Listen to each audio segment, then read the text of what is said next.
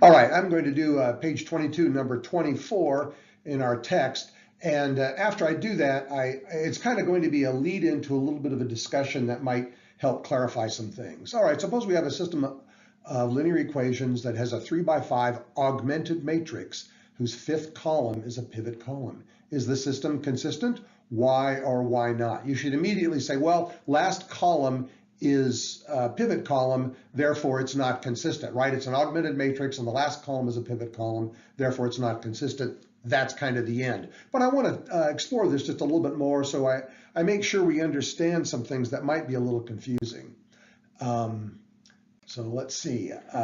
So yeah, I say here, the augmented matrix, yeah, I go into this discussion a little bit. The augmented matrix tells us that there are 3 equations and 4 variables, right? Because 3x5 means 3 rows, so that there are 3 equations, and 5 variables means that there are 5 columns means that you have 4 variables, and the 5th column is the right-hand sides of the equations. The key is that we're told that it's the augmented matrix, right? So I know that that 5th column, that last column, represents the right-hand sides of the equations. In general, m by n will mean m rows and n columns.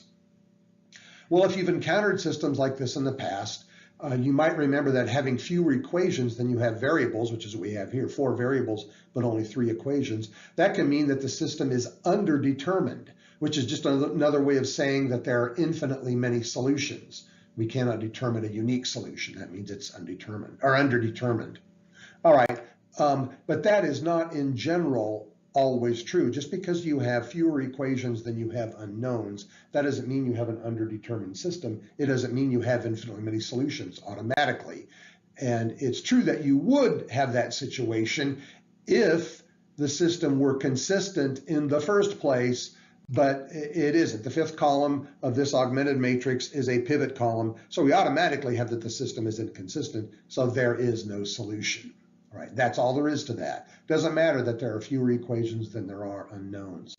And I guess, yeah, I ask here real quickly, I think this is actually asking, this is number 23, I think, is what would it be like, how would you answer this question if we were just talking about the coefficient matrix? And the quick answer there is simply, if you don't know what's going on with the augmented matrix, you don't know what's going on with that last column, then you can't say anything. You don't know if the system is consistent. You don't know, well, you don't know that at all because that last column is not special. It's just, you know, in this case, if it were 3x5, we'd actually have a system in 5 variables, right? Because we've left off the right-hand side. That'd be a 6th column. So you have 3 equations and 5 variables. You won't have a unique solution. Either if you put on that 6th column, you'd see that, oh, we have a pivot there, so we're inconsistent, or you'd find that you don't have a pivot there, in which case you'd have infinitely many solutions, right? Because you wouldn't be able to have a pivot in every column because you don't have enough rows to make that happen. So that's what would happen if this were actually just the coefficient matrix. A pivot in the last column doesn't tell you whether you're consistent or not, only if we're talking about the augmented matrix. Pivot in the last column there means that we are inconsistent, right?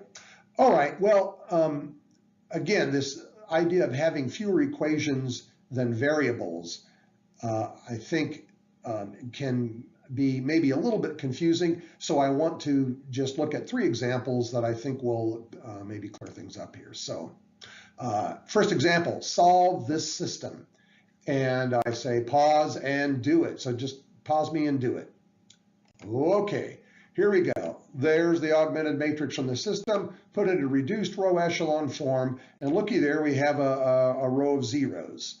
All right, so we really only have 2 equations that have all the information in the system. In fact, you can see that down here that the 3rd equation is really just 2 times both sides of the 1st equation, so it really contains no new information. So we really have these 2 equations, and the 3rd one is clearly seen as superfluous. So we got that row of zeros, or we could, you know, we could have just started with the first 2 equations, then we would just have a 2x4 matrix. Either way, that row of zeros, or that fact that we don't have that equation there, might make you think that we have infinitely many solutions.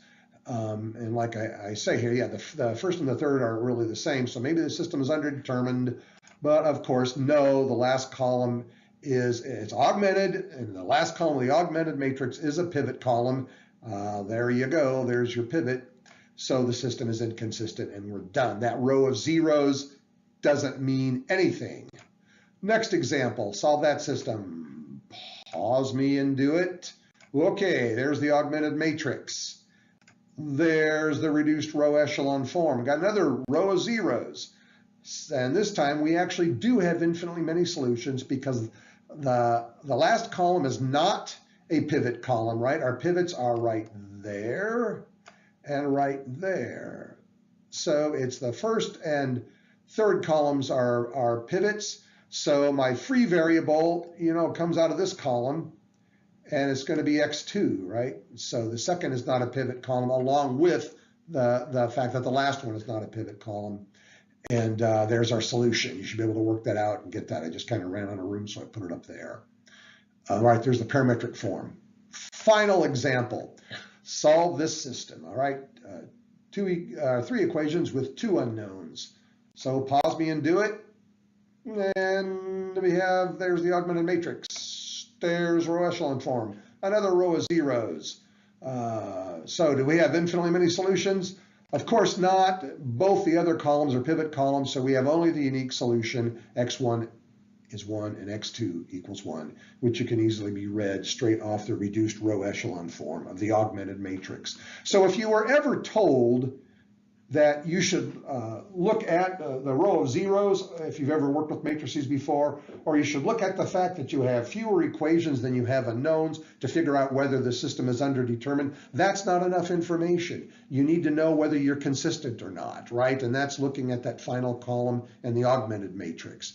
And so just putting the thing in reduced echelon form tells you last column is pivot, therefore I'm inconsistent, or last column isn't a pivot column, therefore I have this unique solution, or no, look, I have these three variables, so I have infinitely many solutions. That's the way to think about it, all right? Don't get anything else mixed up in there. All right, stop here.